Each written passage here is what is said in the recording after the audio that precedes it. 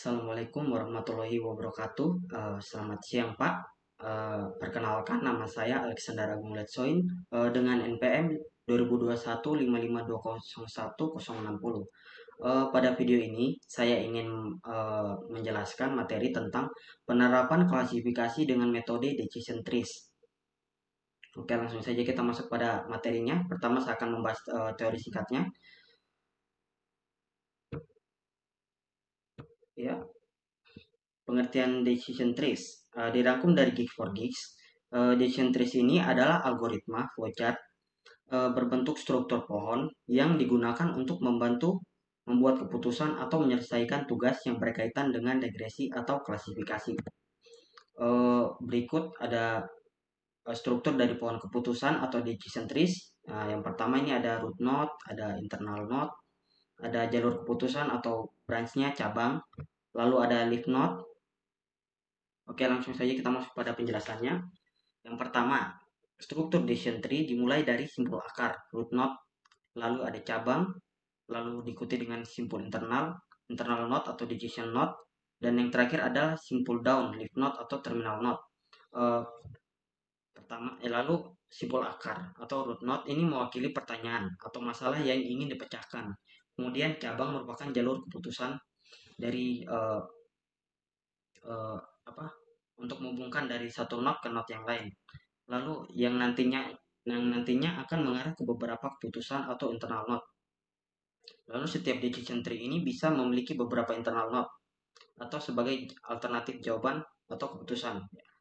Internal node ini bisa memiliki cabang lain, yaitu leaf node yang mewakili keputusan akhir. Jadi kesimpulannya, leaf node ini akan menjadi hasil akhir dari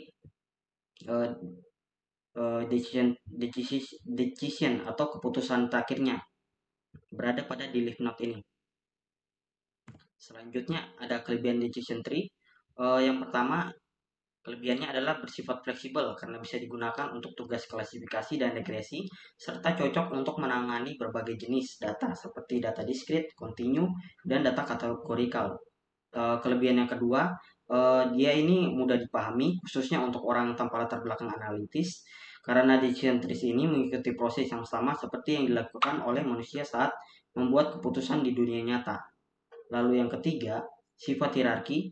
Decision trees ini mempermudah analis melihat atribut mana yang paling penting. Yang kelebihan keempat, dia ini membantu analis untuk memikirkan semua kemungkinan solusi untuk menyelesaikan suatu masalah. Kekurangan decision trees. Kekurangan decision trees ini memiliki banyak lapisan sehingga terkesan kompleks dan rentan overfitting, di mana yaitu algoritmanya tidak memberikan prediksi akurat untuk data pelatihan yang baru. Selanjutnya ada yang kekurangan keduanya ini tidak didukung sepenuhnya oleh scikit-learn. Scikit-learn ini merupakan salah satu library dari machine learning bahasa pemrograman yang paling populer saat ini, yaitu bahasa pemrograman Python. Lalu yang ketiga, ada kekurangannya itu tidak ideal untuk dataset besar karena decision trees ini membutuhkan waktu yang lama untuk dilatih dan lebih mahal serta kompleksitasnya bisa meningkat. Untuk tidak data besar, dataset yang besar ini tidak bisa dilakukan, maksudnya nanti akan saya jelaskan di programnya nanti. Untuk program yang saya akan lakukan nanti, saya menggunakan bahasa pemrograman Python. Lalu untuk aplikasi distribusinya atau semacam alat untuk software aplikasi ketiganya, saya menggunakan Anaconda. Di sini Anaconda ini dia ini untuk kayak semacam alat alat pengembangan yang khusus dirancang untuk bahasa pemrograman Python dan bahasa pemrograman R untuk komputasi ilmiah, analisis data, dan pembelajaran mesin. Selanjutnya di dalam Anaconda ini saya menggunakan Jupyter Notebook sebagai penulisan code dan pengeksekusi kodenya. Baik, kita masuk pada programnya sekarang.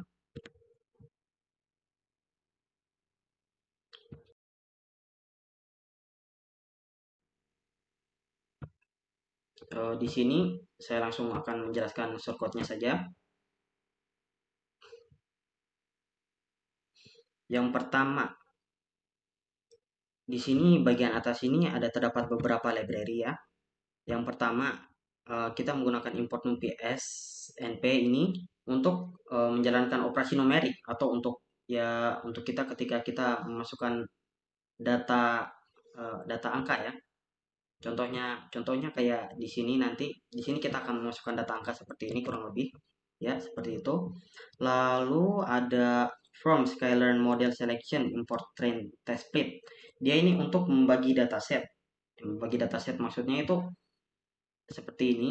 Kita akan membuat dataset buatan di mana untuk menjalankan fungsi X dan Y ya. Ini langsung dibagi fungsinya, di mana yang di variabel X ini berupa isi tinggi dan berat badan, dan yang di variabel Y-nya ini untuk mengklasifikasikan misalnya dari tinggi badan 150 dan 45 ini untuk dia itu akan didefinisikan sebagai terlalu kurus. Untuk itu sebelumnya saya akan menjelaskan dulu programnya saya ini. Dia itu untuk membuat decision tree untuk membuat keputusan apakah seseorang ini akan memiliki akan memiliki berat badan yang ideal, yang atau terlalu kurus atau obesitas. Baik, langsung saja kita lanjutkan lagi. Tadi setelah itu ada from Skylearn Tree import decision tree classification. Ini untuk membuat model decision trees-nya. Misalnya dari ini ya, di sini dia itu untuk menjalankan fungsi yang ada di sini. Dua inilah hitungannya. Dua ini berdasarkan dataset yang telah dibuat tadi. Lalu ada from Skylearn Matrix import accuracy score. Jadi pada fungsi yang ini dia akan menjalankan dua fungsi ini. Kedua fungsi ini untuk menjalankan untuk menghitung akurasi dari dataset yang telah dibuat. Lalu ada matplotlib ini untuk visualisasi. Visualisasi yang dimaksud itu untuk menjalankan ini program yang telah dibuat tadi. Lalu ada from Skylearn import tree. Dia ini untuk menampilkan decision tree. Untuk menampilkan ini. Jadi decision trees yang ada di sini itu berupa gambar. Ya kurang lebih tadi sudah saya jelaskan sedikit. Yang pada bagian sini dia itu untuk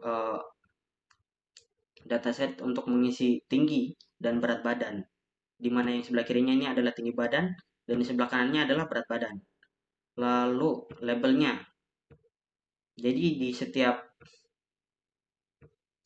ini satu elemen seperti ini dia akan bernilai sesuai dengan ada yang penjelasan ini, di mana 0 ini untuk bernilai terlalu kurus, 1 ini untuk bernilai ideal, lalu 2 ini untuk bernilai obesitas.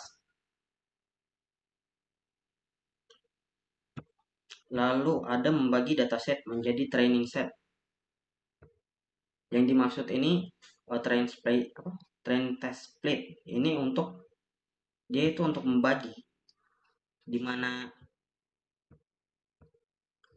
setiap data-data yang ada di sini itu akan dihubungkan dengan data-data yang ada di variabel Y. Dan random state ini, jadi setiap kali di run, aslinya ini data-data yang ada di sini tuh bakal terus acak. Dia akan berubah terus menerus. Jadi dia akan supaya datanya apa tetap pada tempatnya, digunakanlah random state ini agar setiap kali di run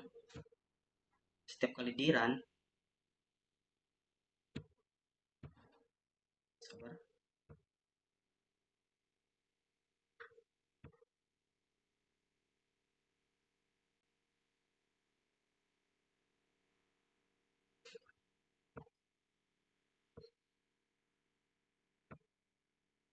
Ya, setiap kali di run ini grafiknya tidak berubah-ubah.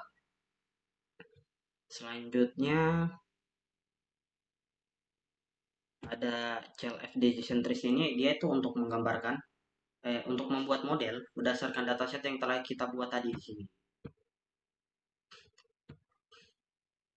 Ini sama fungsinya juga, dia itu untuk melatih model di mana nanti ketika datanya sudah digambarkan, setelah dibuat, jadi datanya itu akan dibentuk seperti ini.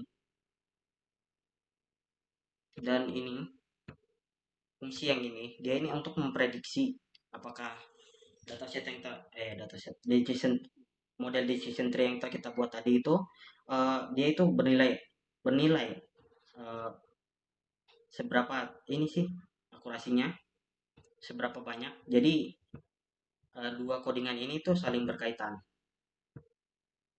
Selanjutnya ada fungsi PLT figure ini untuk menampilkan decision tree-nya tadi. Ya, seperti ini untuk menampilkan khusus ininya saja.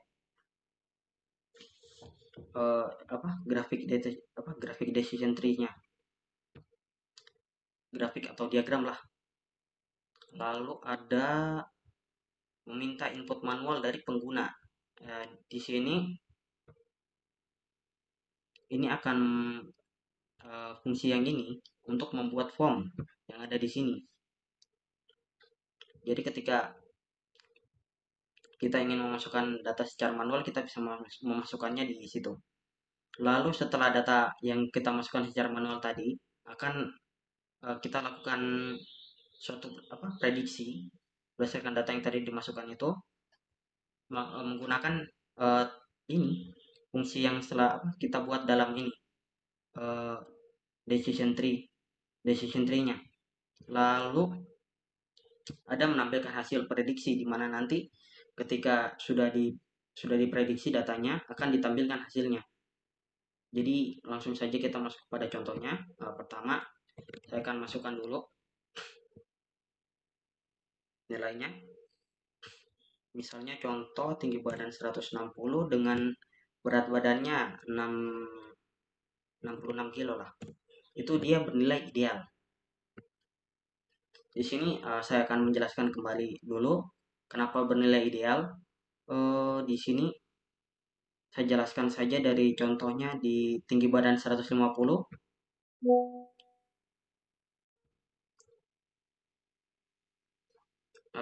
Di sini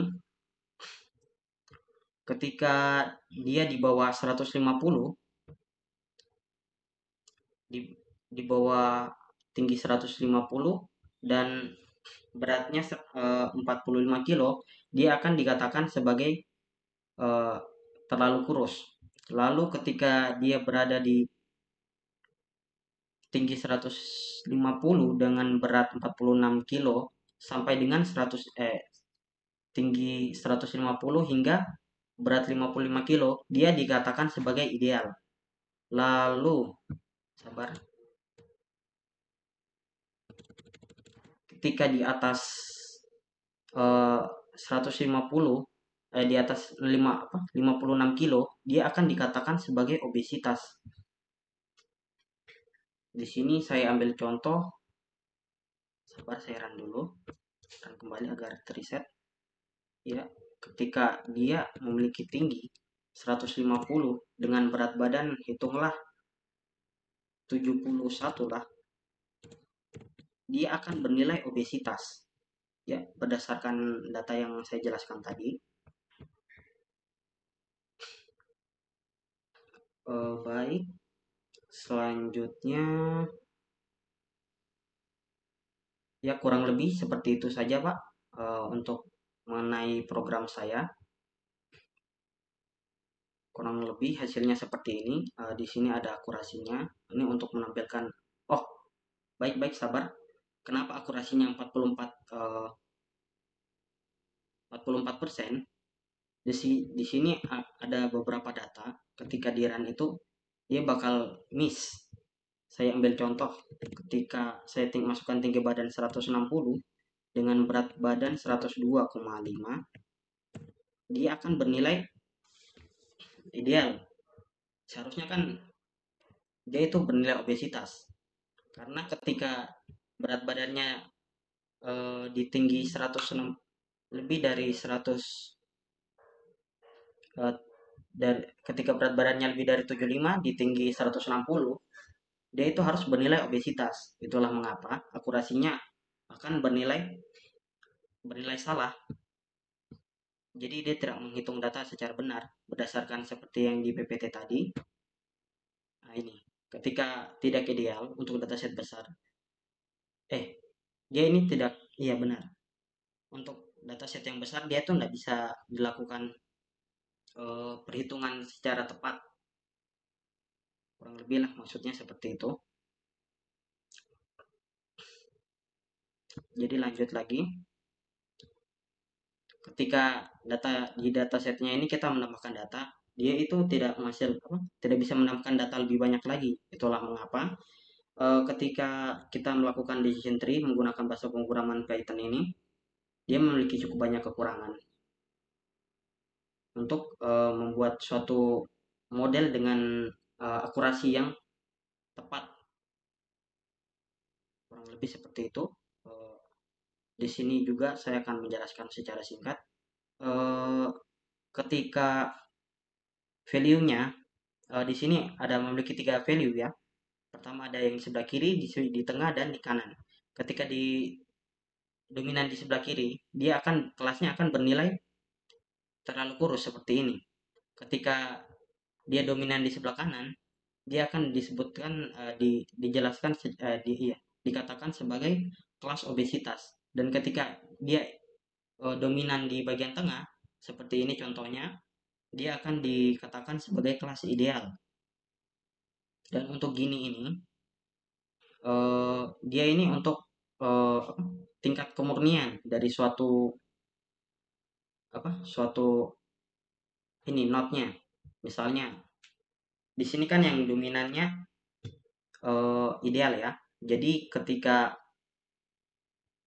jadi gininya itu harus bernilai mendekati nol, karena yang ideal yang ini ideal ini dikatakan sebagai kelas yang murni, sedangkan yang kelas yang tidak terlalu yang tidak idealnya itulah disebut sebagai kelas-kelas yang tidak murni. Baik, mungkin seperti itu. Sampel ini misalnya dari 21 sampel ya. Ini cuma suatu penggambaran random saja aslinya untuk menjelaskan decision tree itu seperti apa dalam program ini.